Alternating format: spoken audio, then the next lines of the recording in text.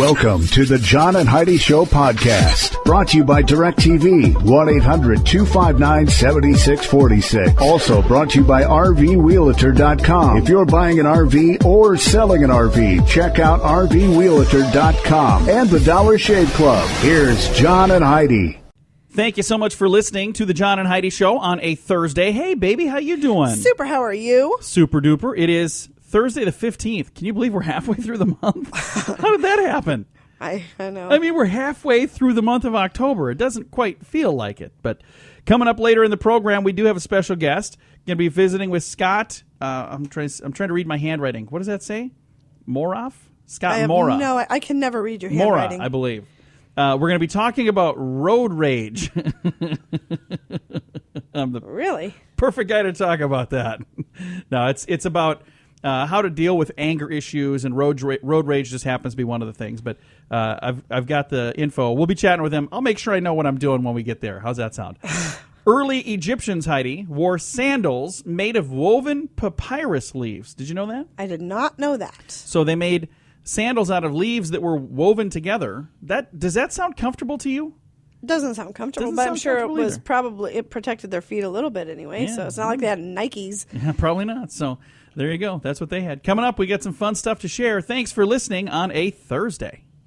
This portion of the program is brought to you by Dollar Shave Club. Get razors for $1 a month plus a few bucks shipping, so you can enjoy fresh razors every month for as little as $3. Learn more at dollarshaveclub.com/radio. A University of Florida student has developed a robot shopping cart that follows you wherever you go. Why would you need that, as if it's so difficult to push a shopping cart? Because we're getting lazier and lazier. That is Heidi. ridiculous. So, first of all, I got to tell you, I'm going to share this story. I read this thing from way back in the day. When shopping carts were first invented, people would not use them, would they? No. You weren't there, but you're assuming that the story is probably accurate. I read a story about this, that when they first introduced them, people used to use a basket. They would go in, they'd buy enough stuff for today. They didn't need a shopping cart. So the people had to hire somebody to go in and use carts. So they hired actors and actresses to pretend to be shopping all day. I wonder, when this thing comes out on the market, do you think they're going to have to hire people? Or do you think that we are so lazy that, hey, cool, I can just grab this cart and it'll follow me around the store? I don't think they're going to have to trick anybody into using these at all. I think people are going to love them. What do you think? Would you use one? I wouldn't want to use one. I don't see the point. Well, it's so you don't have to push it. Here's the thing. When we go to the store together, I kind of like having something to lean on. Me too. When we go to the store together, we fight over who gets to push the cart. I'm like, I want to. No, I want to. Can I ride on the bottom shelf then? All right. I probably wouldn't fit on the bottom shelf. Coming up, we got some fun stuff to share. Thanks for listening to the John and Heidi Show. This portion of the program is brought to you by RVRealtor.com. If you want to buy or sell an RV, go to RVRealtor.com. List your RV for free. Learn more at RVRealtor.com. Oh, Heidi, this is true because you heard it on the radio. Take a listen to this. They take the concept of resting in peace pretty darn seriously at the Humerick Funeral Chapel in Brooklyn Park, Ohio. The chapel offers a bedroom-like setting, a bed and 2 end tables. Instead of where the casket would usually be laid out, owner Joe Humerick opened his funeral home in suburban Cleveland 5 years ago after spending 10 years in the business. He first tried out his reposing bed for someone very close to him, his mother. He observed that countless funerals, mourners awkwardly approached a casket to say their goodbyes and then retreated to the seating area. But when his mom was laid in a reposing bed, people stood nearby throughout the visitation. So what's next? I'm not sure. Maybe putting them in a recliner instead of in a coffin? I'm not sure what's going on. But he said that if a family requests something like that, he would do that too. So I've actually seen photos online of people where they'll pose them in different... Mm-hmm. I'm not sure how I feel about that, and I'm sure it's only because it's something new. It is something different. It's just, I suppose, if you look at it, it's just as creepy to have them displayed in a casket too. So, and here's the thing: I will tell you, if there's somebody that maybe because I saw one where there was a guy sitting at a table with beer and stuff like that, and there were people that thought it was just terrible that they would do that. I think of people that's probably exactly the way they'd want to be. So everybody has their own thing. Everybody has their own life, so it's only fitting that we would all have our own, way of doing things at the end of life, too. So all I know is this is interesting stuff going on at the Humeric Funeral Chapel in Brooklyn Park, Ohio. And you know it's true because you heard it on the radio. The John and Heidi Show is brought to you in part by the Keystone Treatment Center. This is your brain, and this is your brain on drugs.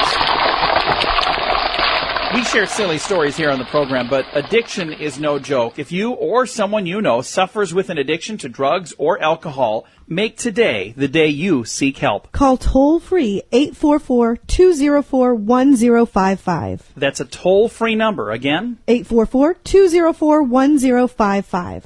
And this is your brain on drugs. Police ride a bus to chase down a car thief. Police who arrested a man for suspected drunk driving had to catch a bus when he stole their patrol car. Whoa! The officers had taken the man into the back seat of the car after stopping him in Denmark. That's where it happened. But the man drove off in the vehicle when they left him to deal with an argument between his friends. Officers had to catch a bus to pick up another police vehicle. They eventually found the 28-year-old man when he crashed into a wall after driving their patrol car for about 15 miles, with the sirens blaring, by the way. He was drinking because he was celebrating his birthday. He just turned 28. Yeah, not much to celebrate anymore, I'm sure. That's going to be a birthday to remember, if nothing else. Wow. So he stole a police car, drove 15 miles with the sirens blaring, and then smashed into a wall. Something tells me he probably won't remember much about it. Yeah, at least he'll get to read it on the internet. That's what happens when your brain is on drugs. This portion of the program is brought to you by Keystone Treatment Center. Addiction is no laughing matter. Call Keystone Treatment Center toll-free at 1-844-204-1055. This is kind of a fun story. A former wrestler with a cell phone problem ended up creating a big, embarrassing moment of duh. Former wrestler Jason Perala went to his local Verizon store in Fargo to complain about bad phone service. Apparently, service was pretty bad as Jason soon stripped to the waist, put on safety goggles, and tore the place up to the tune of $20,000 in damages. Whoa. He said he intended to only scream at the store worker, but then he tried to throw his cell phone against a wall and it hit a worker in the shoulder. He continued to destroy merchandise for several minutes while workers locked themselves in an office. Jason later apologized, saying, I got to change my ways a little bit. He'll have the next 60 days to think about it while he sits in jail. Wow. Yeah. He went in, stripped to the waist, so it means he took his shirt off. Why wouldn't they have just said that? I don't know. Ripped his shirt off and then destroyed the store. Sounds like he's got a temper. Yeah, well, he's a former pro wrestler, so I think that was probably a good gig for him. But, yeah, if you have a phone problem, don't go to Jason. I wonder if maybe he'll get some sort of... Actually, he could probably get things done for you. Get a spokesperson gig for those guys like the soccer playing guy. All right, coming up here in a bit, we've got your Scoop of the Day. Thanks for listening to the John and Heidi Show. The Scoop of the Day is brought to you by Wells Blue Bunny. If you want delicious ice cream, be sure to look for the Blue Bunny. Sure to have your favorite flavors. Learn more at bluebunny.com. Now, your Scoop of the Day. Researchers say the level of nicotine in cigarettes has risen 10% over the last 6 years, and they say that is making it much more difficult to kick the habit. I'm sure that's not a coincidence. No, it is not, because there are fewer smokers than there have ever been in the past. People are realizing these are not good for you, so they're doing everything they can to keep a hold of the ones that they have. And if you're one of those and you'd like help quitting, please know there are a lot of people that would love to help you quit, just so you know. My mom and dad smoked. My dad quit the day he died.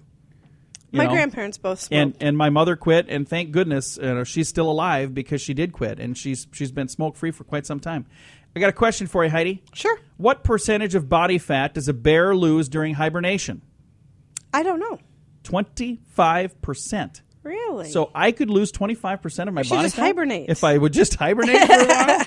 I'm thinking that'd be a lot easier than going to the gym. All right, Nicole Gatteau is 38, and he's a store clerk in Paris, France.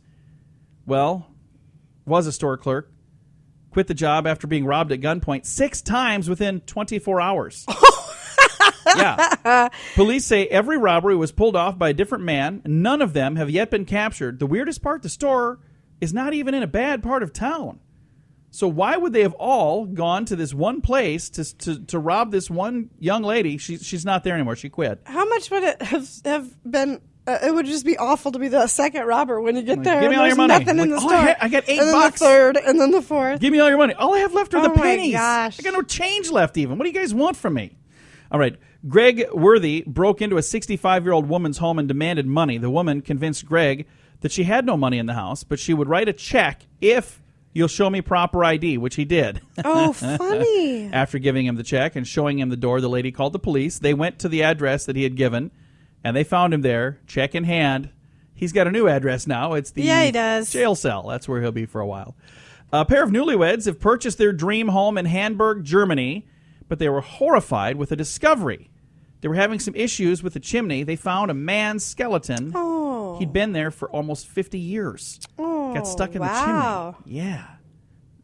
You think they stayed or do you think they would move? If we moved into a home and there was a dude in the chimney, would we stay or would we go?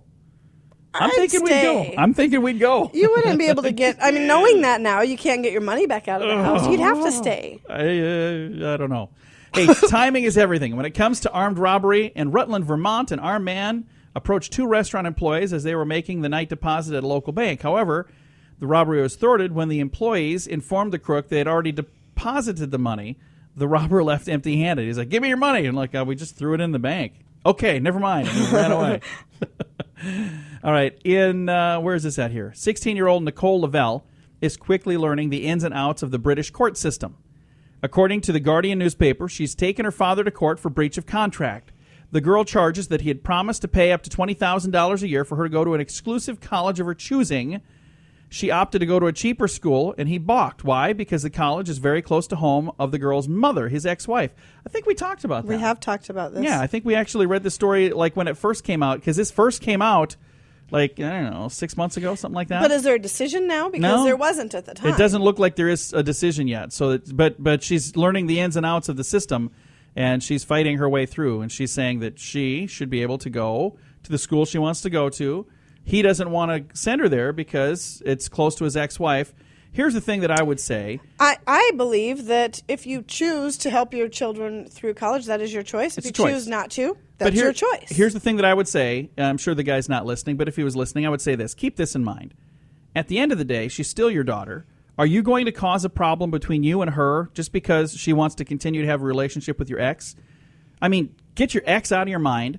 Do what you can to have a good relationship with your daughter, because I'm telling you right now, what you're doing is not helping. At this point, it's over anyway. It's terrible. They're in court. And so now at this point, I would absolutely refuse to pay for the schooling because she's not going to have a relationship with him, period. So it's going to be sad. Hey, let's move on. Your strange law. In Minnesota, it is illegal to tease a skunk.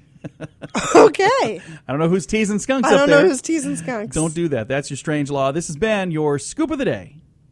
This portion of the program is brought to you by RoughToughKennels.com. Dog kennels and accessories sent to your front door wherever you live.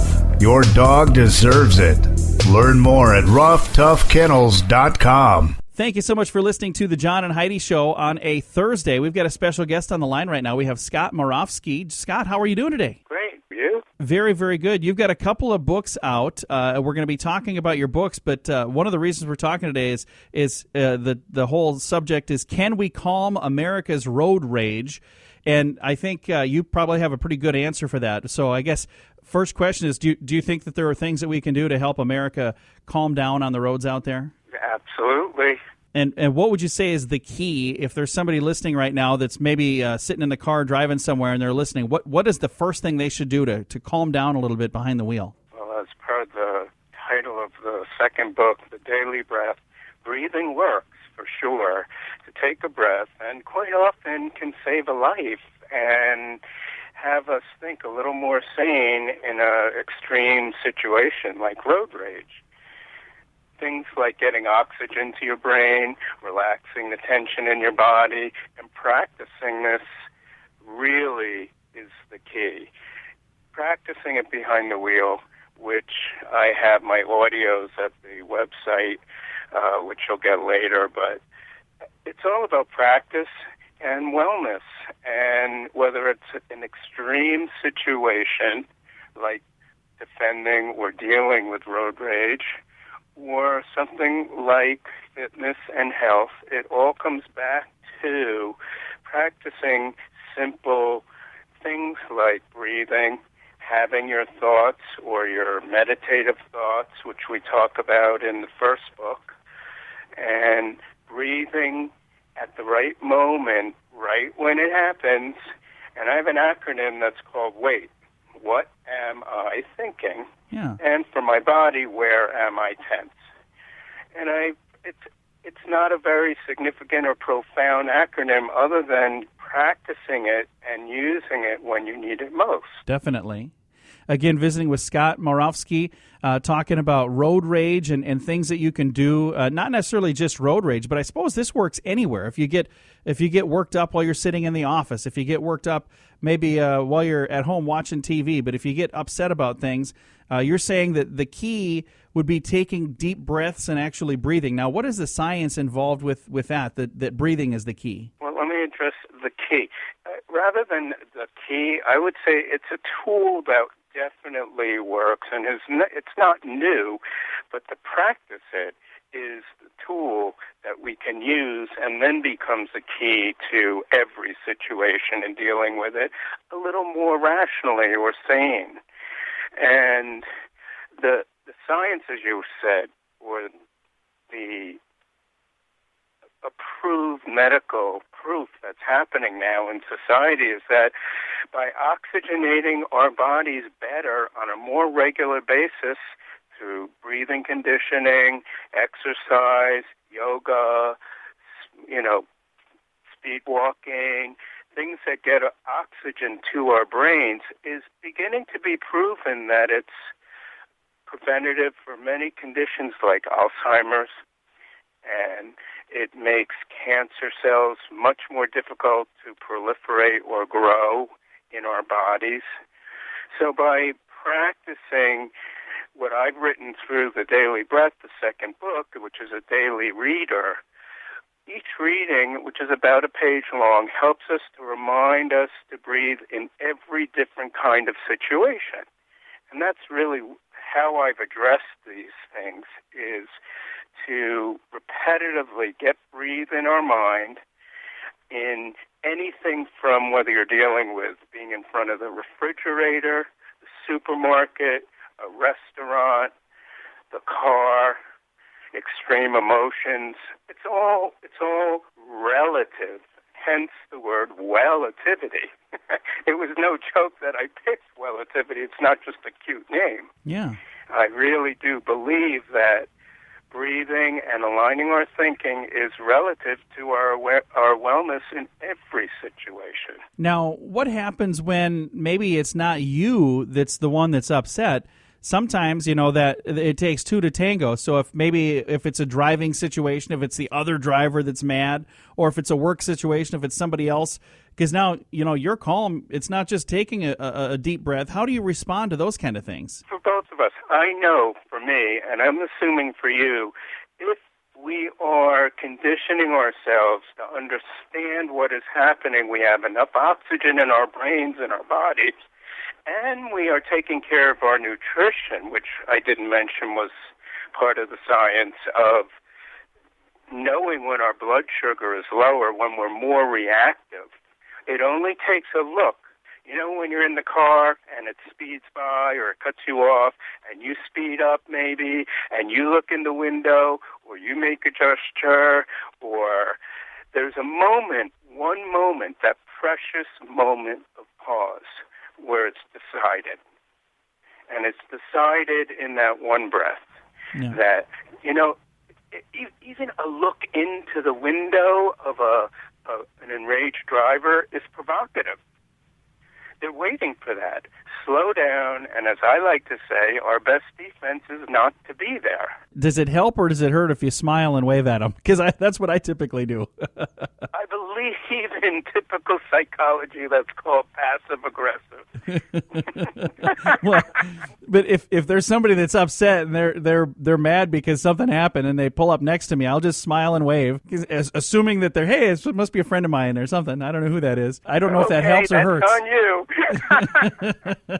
I personally would think that as more of a little needle of, you didn't mess me up, ha, ha, ha. That's not how I mean it. Just so if I've ever done that to you folks, if you're listening, I didn't mean it that way. I just mean, hey, I try to spread joy and cheer wherever I go. So keep in mind, that advice was from me, not from Scott. And I am not an expert. Getting back on track is, if you start peeling and looking into each one of our situations, which has wellness involved in it, every single situation has some sort of wellness.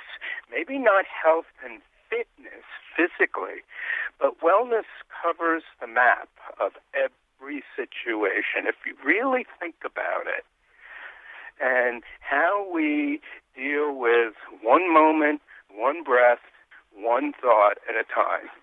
The way we've been created is we can work with that, no matter how intelligent or not we are, or are not. It has been designed that we can work with it. And it's probably far too simple for many of us to really say, hey, this really is it. And if we think back thousands of years, this was being worked on in the ancients, in Asian culture, with yoga, martial arts, meditation. Most of the religions have something to do with breathing exercises and chanting and prayer and meditation. It's not new, but this is Scott bringing it into a culture where, okay, this is our dialect, and this is how we can understand it through our books and our writing. I'm not the first person, but I have my twist on it and how I've made it practical. And that's what I say is practical application. Again, visiting with Scott Morofsky. Now, Scott, let's talk about your books and where we can find them. Which one was the first? Was it The Daily Breath that came first, or was it Welltivity that came first? Welltivity, Empowering Wellness Through Communication, which has a 90-day breathing program at the end of the book, and we deal with what I call 12 principles of wellness in the first part of the book. And the second book is The Daily Breath. And it can be found either through the link at my website, Welltivity, Welltivity.com, at the website, and then you're linked to Amazon or BarnesandNoble.com, and you can get the books through there. Well, I really appreciate you taking some time to visit, and I hope that maybe there was somebody listening that hopefully learned a little something if they have some road rage, or like I said, it's not necessarily just road rage. I see this, in offices as well, where people get really wound up about something that probably wasn't a big deal. Because usually, if you think about road rage, somebody pulled in front of you. Okay, you know what? I understand that upset you, but if you really think about it, was it that big a deal? Probably not. We blow things out of proportion. Yeah, one final thought of, hey, when all else fails, punch the numbers. Is it worth it? No. Is it worth damaging your car, your body, your family, your friends?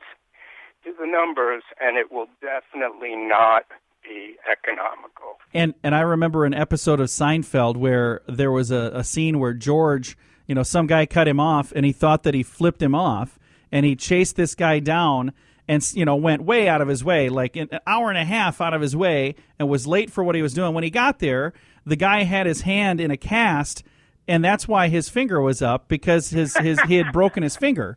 So it turns out, George felt like an idiot because he's like, oh, that's what was going on.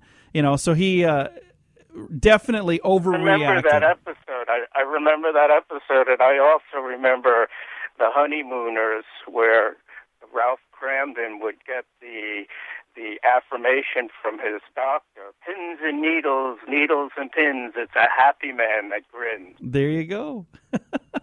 Well, Scott, thank you again for chatting with us today. We appreciate taking the time to visit with us here today, and we're going to send them to the website to check out your books, and thank you for doing what you do. Thank you. Again, Scott Morofsky, and the website is Welltivity.com. Go check that out, Welltivity.com, and that's WELLATIVITY.com. Check it out. Thanks for listening to The John and Heidi Show. This portion of the program is brought to you by CarsForSale.com. If you're in the market to buy a car, truck, or van, find thousands of vehicles to choose from at CarsForSale.com. Today is a special day, Heidi. Do you know what today is? What is today, John? Today is Thursday, the 15th day of October. Can you believe we are halfway through the month already? I can't. I cannot believe it either. Just cruising through this month. Today is Blind Americans Equality Day.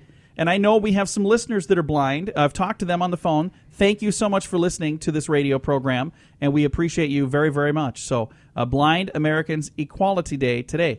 Bridge Day today as well. So you think that's the card game bridge or like the thing that spans a river bridge? Maybe both. Oh, there you go. Maybe play bridge on a bridge. Hey, I wonder if anyone's ever done that. Global Hand Washing Day today. International Day of Rural Women.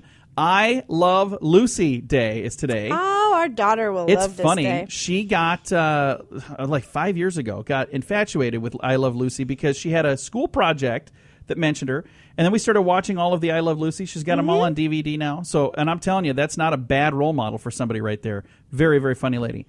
National Cake Decorating Day today. National Grouch Day. So call a grouch and wish them a happy day. Wow. National Pregnancy and Infant Loss Awareness Day, and it is Sweetest Day today as well. All across the board today. A lot of stuff. Get out there and celebrate one way or another. Maybe by playing bridge on a bridge like Heidi's going to do. I'm going to call a grouch. What is your number? Oh, wow. I'm just teasing. Hey, it is a Thursday, the 15th day of October. This portion of the program is brought to you by StoneGroupArchitects.com. It's more than a building. It's design and function working together. Check out the project portfolio at StoneGroupArchitects.com. All right, we got a minute here. So here's the headline. How to win an argument. Of course, I want to read this. You always lose. I'm not very good at these things.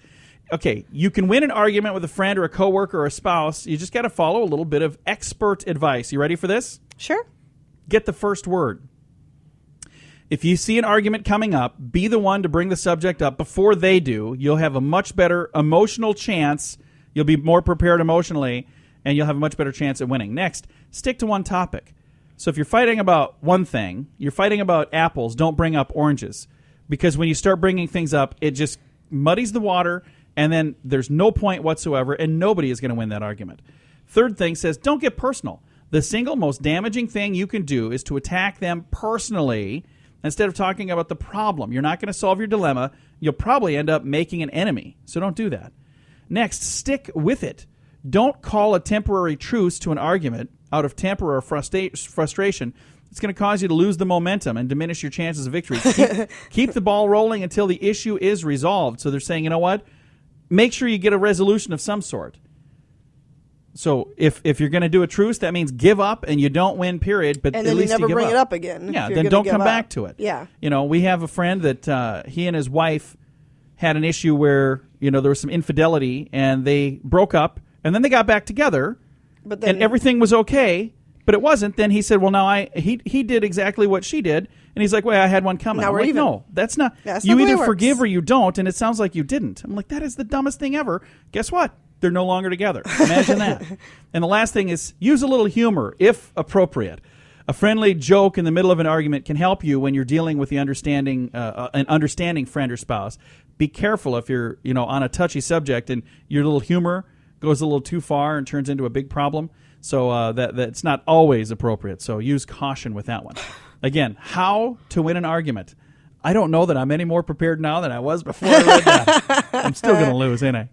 Thanks for listening to the John and Heidi Show on a Thursday. This portion of the program is brought to you by DirecTV, 1-800-259-7646. Also brought to you by RVWheelator.com. If you're buying an RV or selling an RV, check out RVWheelator.com and the Dollar Shave Club. Here's John and Heidi.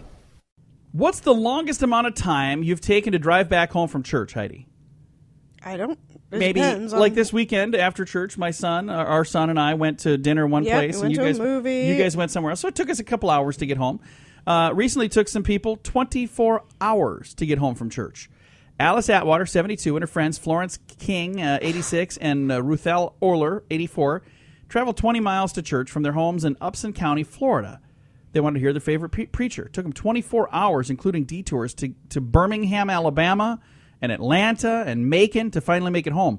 Their disappearance resulted in police sending out an APB for the ladies. They learned about only after being pulled over by an officer that spotted their vehicle. Miss Atwater was cheerful but tired of driving after more than 24 hours without sleep. Did they get lost? They got lost, and they took a detour, and the detour sent them the wrong way, and they just kept going the wrong way, and they're chatting and having fun. They're like, where are we now? So they went all over the place, from Florida to Birmingham, Alabama, Atlanta, Georgia, and Macon, Georgia, before finally making it home to Florida. So if you get lost, pull over and ask for directions. I even do that. All right, coming up, we got a garbage strike we're going to chat about. That's on the way. This portion of the program is brought to you by GunUp.com. If you're a gun lover, you'll be in heaven at GunUp.com. Built by experienced military veterans, shooting sports competitors, and publishing professionals. They have awesome stories and articles that are read by millions of gun enthusiasts. Check it out at GunUp.com. There was an episode of the TV show Monk. Remember that? Where they had a garbage strike?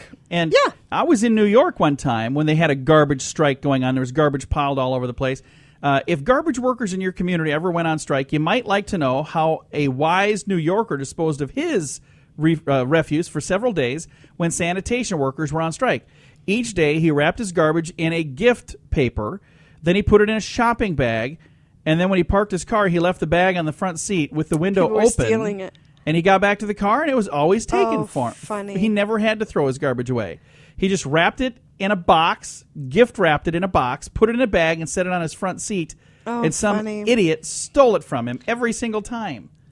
That is brilliant, but you know what? The person that stole it might get mad and come back and beat up your car too. So I don't know if that's it's a good really idea. Sad that that's all you have to do. I mean, that everything that you leave in your car will just be stolen. I think that's really. This is why I live where I live. I don't live in high crime areas because of that. I'm the same way. Coming up, we've got some fun things like this. A woman patents herself. Yeah.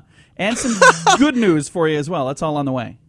This portion of the program is brought to you by Dollar Shave Club. You can get razors sent to your door each month for just $1, plus a couple of bucks shipping. It's an amazing deal. Log on to dollarshaveclub.com/radio to learn more. That's dollarshaveclub.com/radio. Now, back to the John and Heidi Show podcast.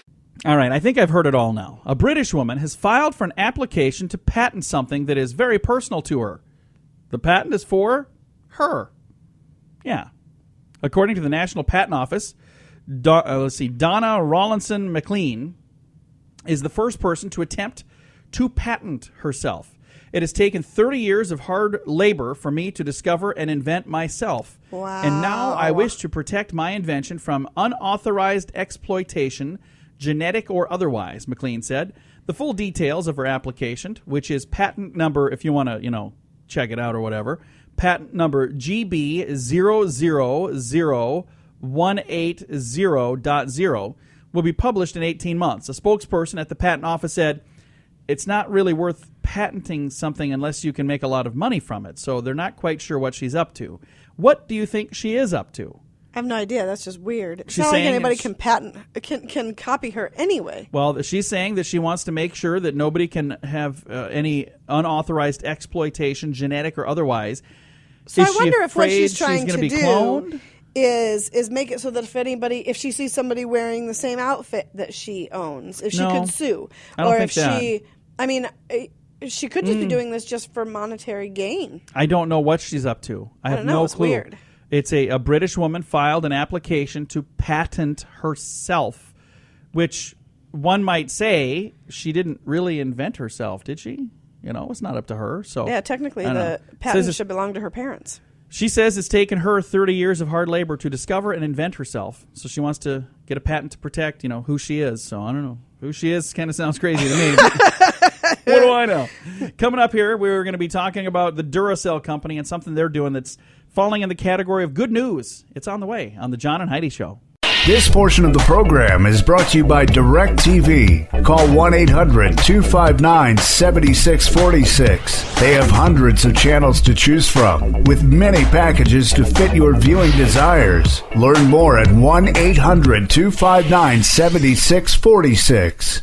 Always like to end this program with something positive. And like I said, some days it's tough to find positive things, but I like it when people do things really positive, and I like to reward them by boasting of their positivity right here on this program. And the Canadian branch of the Duracell company, they're going to be talked about today because they found a unique way to bring people together.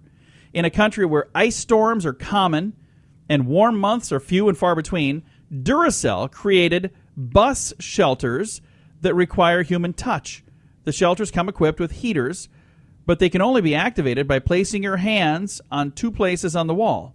By design, those palm prints are too far apart for one person to do the job alone, and it's only when 2 or 3 people work together with their palm in place and holding hands with each other to create an unbroken link, and these heaters come on. So it's a way for you at a bus stop to say, can you put your hand on that one? I'll do this, and it'll warm us up. But then you have to hold hands with a stranger. That's what they're saying. If you hold hands with a stranger, they become less strange. All of a sudden, you can start talking to people. And there's a reason. Here, hold my hand.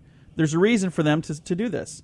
That's weird. I wouldn't hold hands with a stranger. I think it's a cool idea. I would. When we go to church, there are times you have to hold hands. And I freak out every time. You ever noticed it's usually when I have to go to the bathroom? I've noticed. And I've noticed that you put our daughter on the end. You and Troy sit in the middle. Our daughter is very much like me. She's very outgoing. I love her so much. She is and I love her son too, and I love you. But it's just funny because I always notice that you guys put her on one end, and I'm on the other end. You guys are boxing us in. You're like, okay, she's got their hand over there. He's got the hand over there. I always have a mini anxiety attack when they start saying, and turn to the person next to you. And I'm like, no. Say hello to everyone around you. You're like, I'm busy right now with something. Nothing wrong with that. I think it's a really cool thing, this bus stop thing. I even posted the video on our Facebook page, which is facebook.com/John and Heidi Show. Time to say goodbye, Heidi. No, wait, I have something to say. Oh, what's that? Okay, so now, first of all, have you ever seen some of the people that hang out at bus stops? No, I don't really hang out at bus stops. So now you're putting yourself in you're putting everybody in an awkward situation because you could be in there with some creeper that you really don't want anything to do with. Like somebody who's nuts or unclean or something, and you're both freezing to death. You're basically saying to that person, I would rather freeze to death than touch you. That's not good. It's going to create lots of awkward, horrible moments. I'm a germaphobe. I'm sorry. I don't do this with anybody. And then when somebody clean walks in, you're like, I'll hold your hand. Want to hold hands? It's cold in here. Okay, let me in, guys. Let me in. Yeah, that could be an issue. See, you look at things in a different light. Thanks for listening to the John and Heidi Show. Time now for the bonus break. Only available here on the John and Heidi Show podcast. And the bonus break is brought to you by the Dollar Shave Club. You can learn more on their website, which I'll give you in a moment. But I first want to tell you why you should go there. If you know somebody who shaves, maybe their face, I don't know, like on a daily or every other day basis, if that is you, or if you know somebody that is like that, this is going to be an awesome thing for them because they can shave without worrying about running out of razors. It's like magic. Right when you get down to the last razor, bing bong. Yep, you just got some in the mail the other day. I did. I got them. They're in the car right now, actually. So, and I was just down. I had like one razor left. So you can set it up however you want to set it up. It is such a cool thing. It is so easy to do. And I encourage you to check out the website, dollarshaveclub.com/radio. Guess what we're going to talk about today? What's that? We're going to talk about cooking terms. So this was sent to me. I'm going to read this, and we're going to try to figure out what this means exactly. So first, cooking term is yogurt. Semi-solid dairy product made from partially evaporated and fermented milk. Yogurt is one of only 3 foods that tastes exactly the same as they sound. The other 2 are goulash and squid. Okay. So apparently this person doesn't like yogurt from the sounds of it. Next cooking term, tongue. A variety of meat rarely served because it clearly crosses the line between a cut of beef and just a dead piece of cow. Yeah, that's just disgusting. I've seen it at the store, and I just can't even see it. You know, and it's not very expensive. Just once, I'd like to buy one of those just to have you open the refrigerator and see a tongue laying in there. I think that'd be worth doing and set up a camera just to see your reaction. Hey, if you react the way you do when there's a tiny little spider in here, I can only imagine how you'd react if there was a giant beef tongue hanging off the shelf in the fridge. There is no such thing as just a tiny little spider. Yeah, there are definitely just tiny little spiders. Our next cooking term, recipe. A series of step-by-step instructions for preparing ingredients you forgot to buy in utensils you don't own to make a dish that the dog won't even eat. That has happened. I know. Where we've made it and the dogs are like, no, I'm good. I thought it was really funny. There was some, just a week ago, you called me and said, hey, are you on your way home? And I said, yeah, I'll be leaving here in a second. You're like, well, are you leaving now? I'm like, yeah, I'm leaving. Just go ahead and start. So she threw some steaks on the grill, And then miraculously, I got busy with something. Imagine that. You didn't come right away. So I got home a little late, and by the time I got home, the steaks were pretty well done. I thought it was still really good, but everybody else in the family was turning their noses up at it. Yeah. Even the dogs. Yeah. Troy threw some of this overcooked steak down for the dogs, and they kind of looked at it. Usually they'll fight over things. And they're like, you want this one? I'll wait for the next one. All right, next cooking term is preheat. That means to turn on the heat in an oven for a period of time before cooking a dish so that your fingers can be burned not only when the food is removed, but also when you're putting it in. I agree with that. I think preheating is for suckers. I think preheating just means you just add an extra 5 minutes onto the baking time. Yeah. So to me, preheat means I'll turn the oven on while I'm unwrapping this pizza, but I'm throwing it in as soon as it's done. And if it says 15 to 18 minutes, I'm putting it in for 20. I'm just done. Preheating is done. Next, oven. A compact home incinerator used for disposing of bulky pieces of meat and poultry. My favorite oven story happens to come from before you and I were married. Back when I was a single guy, I moved in with my brother Jason for a short while. I love my brother dearly, but at that time, he was a raging alcoholic. He doesn't drink at all anymore, and I'm so, so proud of him. But he came home one night, completely drunk, went into the freezer and pulled out a box of banquet chicken. We're not sponsored by them, just so you know. So it could have been any brand, but it was that chicken. Opened the oven, cranked the oven to high as it would go, opened the oven and threw the whole box in there, and then passed out on the floor. So I come home like an hour later. When I open the door, there's smoke pouring out everywhere. I'm like, what is going on in here? And I finally found it, and the box was completely gone, but the chicken was still like in a square shape. Completely black. Oh. And I had to scrape that out of there. I had this little block of chicken brick, basically. It was shortly after that he quit drinking, thank goodness. Moving on. Microwave oven. Space-age kitchen appliance that uses the principle of radar to locate and immediately destroy food placed within the cooking compartment. Next, calorie. Basic measurement of the amount of rationalized rations offered by the average individual taking a second helping prior to taking a second helping of a particular food. So saying that's the amount that you're supposed to have even though you're going to eat more. And the last one on here is porridge. I've never had porridge. Have you? I have not. Only time I've ever heard of porridge is in Goldilocks and the Three Bears. Uh-huh. I've never even seen it on a menu.